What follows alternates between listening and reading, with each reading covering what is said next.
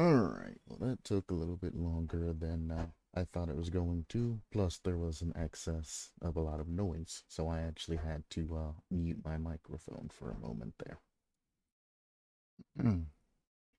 Now, I gotta stop saying now.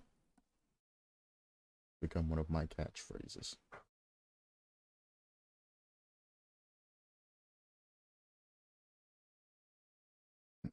Alright. Today is the part 1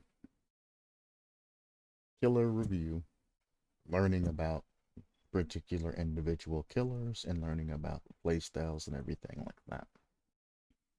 Today is the first day.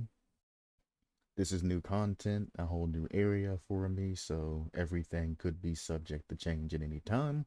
I just figured I'd let you know now before you get, deep rooted into this particular series and I don't go over every single killer. First killer we'll be looking at today is the Trapper. Trapper has 3 perks: unnerving presence, brutal strength, and agitation. We will go over those later. I'm not going to be going over any type of lore or anything like that. Macmillan Estate is the Trapper's map, obviously, because his name's Evan Macmillan. And this is the first of 26 killers. That I'm not going to be going over most of this, but I will be going over his main thing. The Trapper. His power is bear traps. Special attack, they say bear trap catch, which is interesting.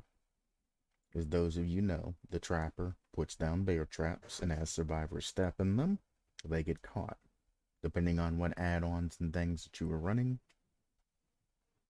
determines whether or not you're injured or not, and or stuck for an extended amount of time. Trapper's movement speed is 4.6 meters per second, and tear radius is 32 meters, making it standard, or the standard, for most killers. His height is tall. I'm not gonna play a creepy breathing soundtrack because that's difficulty rating is easy based on the amount of time and efforts required to properly learn and play him and use his power effectively. I don't know if I would really call the Trapper easy. I mean, compared to other killers, yes, it is easy to deploy and use his power, but to use his power effectively and to learn the, jukes that the Trapper himself can use and things like that, and to effectively put traps in survivors' areas where they travel, takes a great knowledge of the game and the great knowledge of where to put choke points and things like that. So, I mean, any good person can put a trap at the end of a window or randomly in the middle of a loop or anything like that as you're chasing a survivor. But it takes, that smart guy at the beginning of the match to set up traps where, where you're going to be particularly zoning survivors and where they're going to be heading through. And then going after things. Or doing a mix of that.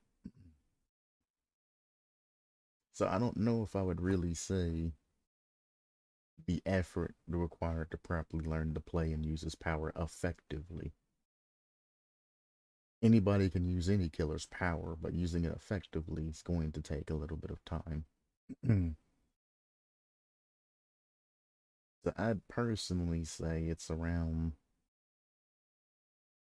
I wouldn't say it's a medium, but it's a lot higher than easy. But I guess if you have easy, medium, and hard to choose from, then I guess easy might be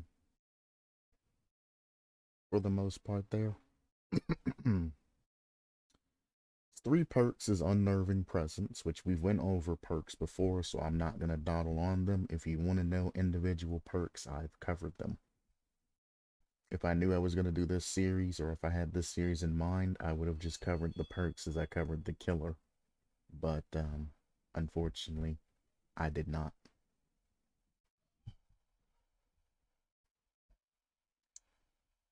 Oh boy. Pardon me for 1 second. I shall be back.